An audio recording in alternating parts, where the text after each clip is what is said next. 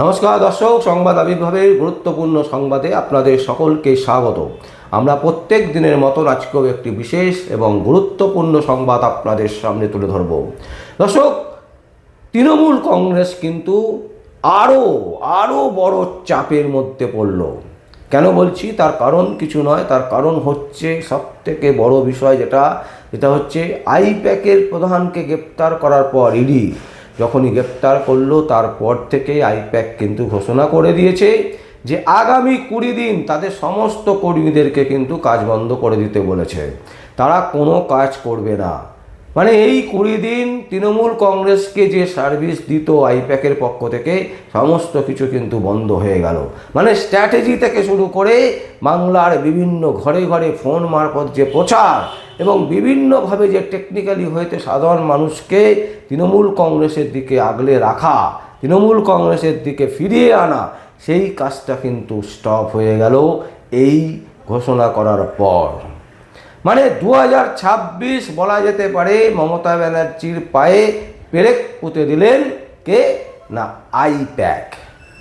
দর্শক, কেন তৃণমূল কংগ্রেস এবারে চলে যাবার সম্ভাবনা প্রবল তার কয়েকটা উদাহরণ আমরা দিচ্ছি, তার কয়েকটা এক্সাম্পল, কয়েকটা গুরুত্বপূর্ণ তথ্য আপনাদের সামনে তুলে ধরছি, যে তথ্যগুলো আপনারা শুনলে বুঝতে পারবেন যে তৃণমূল কংগ্রেসের চলে যাওয়ার সম্ভাবনা কেন এর চেয়ে বেশি।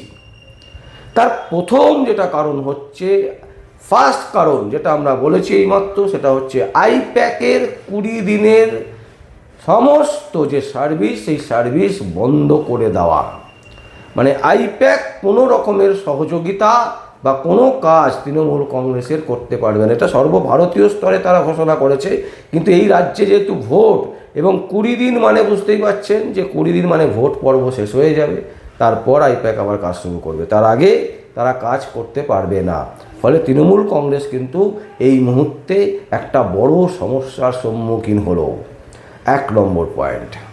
2 নম্বর পয়েন্ট, ইডি আধিকারিকেরা যেভাবে তৃণমূল কংগ্রেসের নেতা নেত্রীদের পার্টি অফিস থেকে শুরু করে বাড়িতে ছানবিন করা শুরু করেছে, তাতে করে তৃণমূল কংগ্রেসের সর্বস্তরের নেতা নেত্রীরা তারা কিন্তু রীতিমতো ঘাবড়ে যাচ্ছেন, তারা রীতিমতো কিন্তু ভয় পাচ্ছেন, কারণ যে কোনো মুহূর্তে যে কেউ গ্রেপ্তার হতে পারেন। এই যে ইডি আধিকারিকদের যে ছানবিন করা, তদন্ত, এবং তার সাথে সিবিআই, তার সাথে হচ্ছে আইটি ডিপার্টমেন্ট, একেবারে পশ্চিমবঙ্গের বিভিন্ন প্রান্তে যেভাবে ছানবিন করা শুরু করেছেন, যেভাবে নেতা নেত্রীদের বাড়িতে গিয়ে সার্চিং করছেন, তাতে করে যে কোনো মুহূর্তে যে কোনো নেতা নেত্রী গ্রেপ্তার হতে পারে এবং যে কোনো মুহূর্তে বড় কোনো ঘটনা সম্মুখীন হয়ে যেতে পারে, সামনে চলে আসতে পারে, প্রেসের সামনে, সংবাদ মাধ্যমের সামনে চলে আসতে পারে, এবং সেক্ষেত্রে কিন্তু তৃণমূলের একটা বড় ধাক্কা অবশ্যই হবার সম্ভাবনা প্রবল। 3 নম্বর পয়েন্ট হচ্ছে মহিলা বিল পাস করা নিয়ে কিন্তু প্রধানমন্ত্রী নরেন্দ্র মোদী বিরাটভাবে ক্ষিপ্ত হয়েছেন তৃণমূলের বিরুদ্ধে। কারণ তৃণমূল কংগ্রেসের 7 জন সাংসদ তারা কিন্তু সংসদে উপস্থিত হননি। ভোটাভুটি চলাকালীন তারা কিন্তু উপস্থিত ছিলেন না, যার ফলে মহিলা বিল কিন্তু পাস হয়নি। কারণ সংখ্যাতত্ত্বের নিরিখে মোদী সরকারের যে পরিমাণ ভোট দরকার ছিল, সেই ভোট কিন্তু তারা পাননি, এবং পাননি তার প্রধান কারণ হচ্ছে তৃণমূল কংগ্রেস। এবং আমরা দেখলাম যে প্রধানমন্ত্রীর যে ভাষণ, জাতির উদ্দেশ্যে যে ভাষণ, সেই ভাষণে কিন্তু তৃণমূলকে রীতিমতো বিঁধেছেন। তৃণমূলকে রীতিমতো কিন্তু প্রধানমন্ত্রী নরেন্দ্র মোদী বলছেন, তীব্র ভাষায় আক্রমণ করেছেন। এবং এর থেকে একটা জিনিস পরিষ্কার, প্রধানমন্ত্রী নরেন্দ্র মোদী বলছে এই প্রথম কোনো বিল যেটা আনতে চাইছিল সাধারণ মানুষের জন্য, মহিলাদের জন্য সংরক্ষণ বিল, সেই বিল আটকে গেল। সুতরাং এইটা কিন্তু একটা বিরাট কারণ হয়ে দাঁড়াবে ভোটের আগে। তার কারণ হচ্ছে তৃণমূল কংগ্রেস ইচ্ছাকৃতভাবে সংসদে উপস্থিত না থেকে তারা কিন্তু এই ঘটনাটা ঘটিয়েছেন। এবং প্রধানমন্ত্রী নরেন্দ্র মোদীর নজরে কিন্তু এই ঘটনাটা কিন্তু উঠে এসছে। তিনি কিন্তু এবারে তৃণমূল কংগ্রেসকে ছেড়ে কথা বলবেন না। চতুর্থ নম্বর পয়েন্ট হচ্ছে তৃণমূল কংগ্রেসের অন্দরে বিভিন্ন জায়গায় যদি আমরা দেখি তাহলে দেখব এখনো পর্যন্ত কিন্তু গোষ্ঠীদ্বন্দ্ব চলছে। এক পক্ষ এক পক্ষের প্রতি যে ঝামেলা, সেই ঝামেলা কিন্তু ক্রমশ যেন প্রকাশ্যে হচ্ছে। বারবার আমরা এর আগে দেখেছি, ভোট ঘোষণা হওয়ার আগেও দেখেছি, মাস 6 আগেও দেখেছি আমরা, যে এই যে নিজেদের মধ্যে যে গোষ্ঠীদ্বন্দ্বের যে ঝামেলা, এই ঝামেলা কিন্তু তীব্র থেকে তীব্র হচ্ছে। সিন্ডিকেট রাজ, কে ইট বালি দেবে, কে সিমেন্ট দেবে, এই নিয়ে কিন্তু একটা বিরাট ঝামেলা চলছে তৃণমূল কংগ্রেসের গোষ্ঠীদ্বন্দ্ব, মানে বিভিন্ন এলাকা ভিত্তিক এই গোষ্ঠীদ্বন্দ্ব, যে গোষ্ঠীদ্বন্দ্বের ফল কিন্তু খুব একটা ভালো হবে বলে মনে করছে না যারা নির্বাচন নিয়ে গবেষণা করেন, যারা ঐতিহাসিকবিদ এবং যারা এই রাজনীতি বিশ্লেষক, তারা কিন্তু মনে করছেন এর কিন্তু প্রভাব একটা ভোটে কিন্তু পড়বে।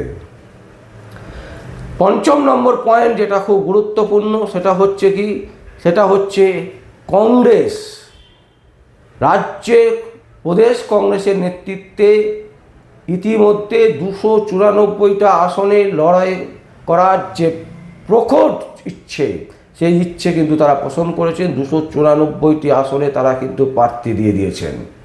এর ফলে কি হচ্ছে, কংগ্রেস কিন্তু একটা বড় শক্তি তৈরি করছে পশ্চিমবঙ্গে। যে শক্তি চলে গেছিল তৃণমূল কংগ্রেসে, সেই শক্তি কিন্তু নিচের মহল থেকে কিন্তু অনেকেই কংগ্রেসের দিকে কিন্তু এগিয়ে আসছে। আমরা দেখলাম কিছুদিন আগে, বেশ কিছুদিন আগে, 1-2 মাস আগে মৌসাম নূর, তিনিও কিন্তু চলে এসছেন। তিনি তৃণমূল কংগ্রেসের রাজ্যসভার সাংসদ ছিলেন, সেই পদ তিনি ছেড়ে দিয়ে তিনি কিন্তু চলে এলেন কংগ্রেসে, মানে কংগ্রেসে বাপসি করা, কংগ্রেসে ফিরে আসা, নিজের ঘরে ফিরে আসা, এই প্রবণতা কিন্তু দেখা যাচ্ছে। এর ফলে কি হচ্ছে, কংগ্রেসের একটা যে ভোট তৃণমূল কংগ্রেসে চলে যাচ্ছিল, সেই ভোটটা কিন্তু তৃণমূল কংগ্রেস পাবে না, সেই ভোটটা কিন্তু কংগ্রেসের দিকেই থেকে যাবে। যে পরিমাণে ভোট পশ্চিমবঙ্গে কংগ্রেসের আছে, তার একটা বড় অংশ তৃণমূলের দিকে শিফট করছিল, চলে যাচ্ছিল প্রত্যেকবারের ইলেকশনে। এইবারে যেহেতু 294টি আসনে কংগ্রেস প্রার্থী দিয়েছে, যার ফলে মানুষের প্রতি যে বিশ্বাস, সেই বিশ্বাসের মর্যাদা তারা দিয়েছে। মানুষ মনে করছে যে কংগ্রেস আবার হয়তো ঘুরে দাঁড়াবে। কংগ্রেসিরা যেরকম মনে করছে, কংগ্রেসের নেতা নেত্রীরা যেরকম মনে করছে যে তারা এবারে ঘুরে দাঁড়াবে, ঠিক সেই রকম কিন্তু সাধারণ মানুষও মনে করছে। যার ফলে কি হলো, এই যে কংগ্রেসের যে একটা বড় ভোট তৃণমূল কংগ্রেস পেত, সেই ভোটটা কিন্তু তৃণমূল কংগ্রেস পাবে না, সেই ভোটটা কিন্তু পুনরায় কংগ্রেসের দিকে ফিরে আসবে। যার ফলে তৃণমূল কংগ্রেস কিন্তু এখানে একটা লুজার হবার সম্ভাবনা প্রবল থেকে যাচ্ছে।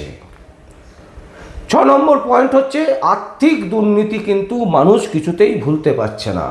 কারণ মানুষের মধ্যে এই মুহূর্তে যেভাবে সমস্যা তারা সম্মুখীন হয়েছে, এই সমস্যা থেকে বেরোতে গেলে একমাত্র দরকার হচ্ছে অর্থ।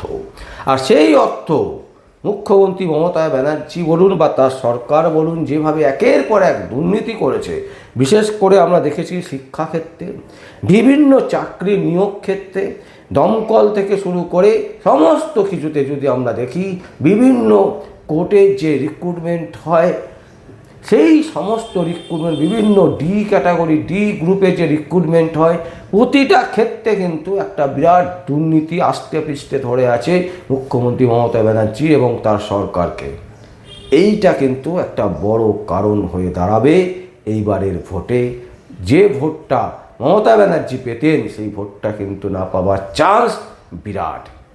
এরপর আমরা আসব যে একটা বৃহৎ সংখ্যক, যেটা 6 নম্বর পয়েন্ট, সব থেকে গুরুত্বপূর্ণ পয়েন্ট এই মুহূর্তে, যেটি আমরা একটি বিশেষ সূত্র মারফত জানতে পেরেছি, যে বিভিন্ন সরকারি কর্মচারীরা যারা একটু বেশি স্যালারিতে পান, সেই সমস্ত কর্মচারীদের স্যালারি অর্ধেক দেওয়া হচ্ছে, অনেক টাকা কেটে রেখে দেওয়া হচ্ছে।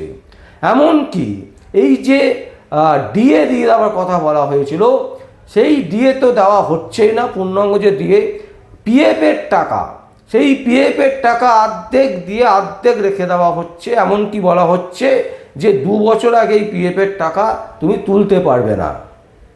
এই যে একেবারে তারা বিরক্ত, কারণ তারা ডিউটি দিচ্ছে, তারা সার্ভিস দিচ্ছে, তারা অফিসে ঠিক মতন যাচ্ছে, টাইমে বেরোচ্ছে, কাজ করছে, অথচ তারা সঠিক মাইনে, যেটা সরকারি মাইনে হওয়া উচিত, সেই মাইনে পাচ্ছে না। সেই মাইনে থেকে কেটে তাদের স্যালারি হচ্ছে। এবং এই কারণে কিন্তু এই যে একটা বিরাট সংখ্যক সরকারি কর্মচারী আছেন, তারা কিন্তু প্রচণ্ডভাবে ক্ষুব্ধ। 7 নম্বর পয়েন্ট, যেটা আরও মারাত্মক গুরুত্বপূর্ণ, সেটা হচ্ছে কারা? পুলিশ। রাজ্যের একটা বৃহৎ সংখ্যক পুলিশ কিন্তু সরকারের সাথে আর থাকতে রাজি নয়। তারা কিন্তু মমতা ব্যানার্জির এই সরকারে বিরক্ত, কারণ যত দুর্নীতি হয়েছে, যত যা খুশি করেছে রাজ্য সরকার, তারা নিজেরা করেছে, আর সমস্ত দায় গিয়ে চলে যাচ্ছে পুলিশের ওপরে নানান রকমের। তো সেই পুলিশ তারা কিন্তু রীতিমতো বিরক্ত। তারা চাইছে তাদের একটা বড় সংখ্যক অফিসাররা, তারা চাইছে এইবারে নির্বাচন কমিশন যা করছে একদম ঠিক করছে। তারা কিন্তু কোনো রকম প্রতিবাদ বা কোনো রকম অন্য কিছু করার কথা ভাবনা চিন্তা, সেই সমস্ত কিছু তারা কিন্তু করছে না। তার কারণ তারাও চাইছে যে যেভাবে সরকার চলছে, সার্কাসের মতন সরকার চলছে, এই সরকারের চলে যাওয়া উচিত। তারাও মাইনে ঠিকঠাক করে পাচ্ছে না, তাদের ডিএও আটকে আছে, অথচ তাদের পরিবারকে রীতিমতো গালাগাল শুনতে হচ্ছে প্রতিদিন, প্রতি মুহূর্তে। তো এই রকম বৃহৎ সংখ্যক একটা পুলিশের যে কাজ করেন, যারা পুলিশ অফিসাররা আছেন, কনস্টেবলরা আছেন, যারা ডিউটি দেন, পুলিশের চাকরি করেন, সেই সমস্ত লোকেরা কিন্তু, মানুষেরা কিন্তু, তারা কিন্তু এই সরকারকে ভোট দিয়ে নিয়ে আসবে না এবারে। মানে তাদের ভোটটাও কিন্তু এবারে মাইনাস হয়ে যাবে তৃণমূল কংগ্রেসের কাছ থেকে। 8 নম্বর পয়েন্ট, গুরুত্বপূর্ণ পয়েন্ট, কি বলা হচ্ছে? বলা হচ্ছে সিভিক ভলেন্টিয়ার যেরকম আছে ঠিক সেই রকমই আর একটা হোমগার্ড ভলেন্টিয়ার বলে একটা নাকি পদ তৈরি করা হয়েছে, এবং যেখানে বলা হচ্ছে যে 600 টাকা করে মাইনে প্রতিদিনের, এবং সেখানে সাদা পোশাক ব্যবহার করা হচ্ছে। এই সমস্ত ছেলে মেয়েদেরকে সাদা পোশাক ব্যবহার করে রাস্তায় নামিয়ে দেওয়া হচ্ছে। লোকে বুঝতেই পারবে না যে পুলিশ না এ হচ্ছে হোমগার্ড। তো এই হোমগার্ডেদের যে মাইনে, সেই মাইনেও কিন্তু তারা ঠিকঠাক করে পাচ্ছে না। অভিযোগ তারা বলছে, তাদের বক্তব্য বিভিন্ন জায়গা থেকে, বিভিন্ন সূত্র মারফত আমরা জানতে পাচ্ছি যে এই হোমগার্ড যারা চাকরি পেয়েছে, নতুন একটা পদ, যে পদটাকে মানে সিভিক ভলেন্টিয়ারের থেকেও নিচে, সেই সিভিক ভলেন্টিয়ার তো ছেড়ে দিন, এই হোমগার্ড যারা ভলেন্টিয়ারি হোমগার্ড, তারাও, তাদেরকে যে মাইনে দেওয়ার কথা ছিল সেই মাইনেও তারা ঠিকঠাক করে পাচ্ছে না। 8 নম্বর পয়েন্ট, স্বাস্থ্য নিয়ে যে দুর্নীতি, সেটা আপনারা সকলেই জেনে গেছেন, এবং এটাও কিন্তু একটা বড় ধাক্কা হতে চলেছে। তার কারণ হচ্ছে আরজি কর হসপিটালে আপনারা সকলেই জানেন যে অভয়াকে যেভাবে নৃশংসভাবে রেপ করে হত্যা করা হয়েছিল, তার মা রাজনীতির ময়দানে নেমে গেছেন।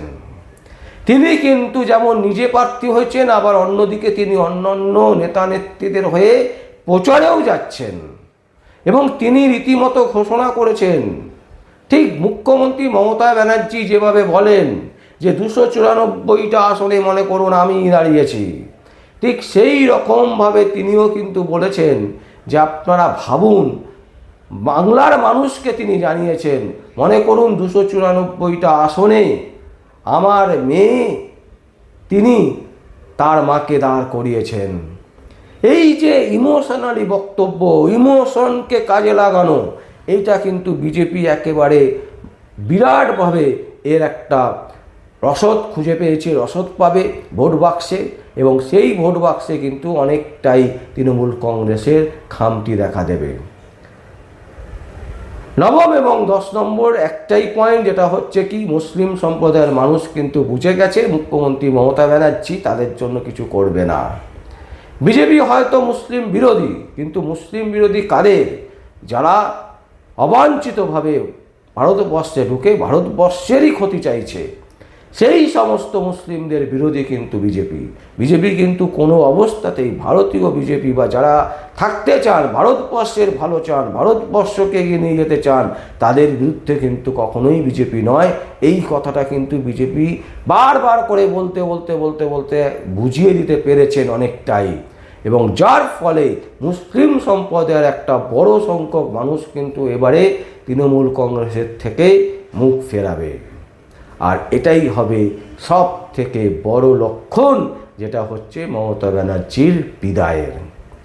দর্শক, আমরা আপনাদের সামনে এই 10টা পয়েন্ট তুলে ধরলাম যে কেন তৃণমূল কংগ্রেস এবারে হারতে চলেছেন, তার বলিষ্ঠ উদাহরণ এবং তার কারণ আপনাদের সামনে আমরা তুলে ধরলাম। যদি আপনাদের কোনো বক্তব্য থাকে, কোনো কমেন্টস থাকে, অবশ্যই আপনারা কমেন্ট বক্সে কমেন্ট করবেন। আর দেখতে থাকুন পরবর্তী সংবাদ আবির্ভাবে। আমার নাম বিশ্বজিৎ পাল, সংবাদ আবির্ভাবের জন্য।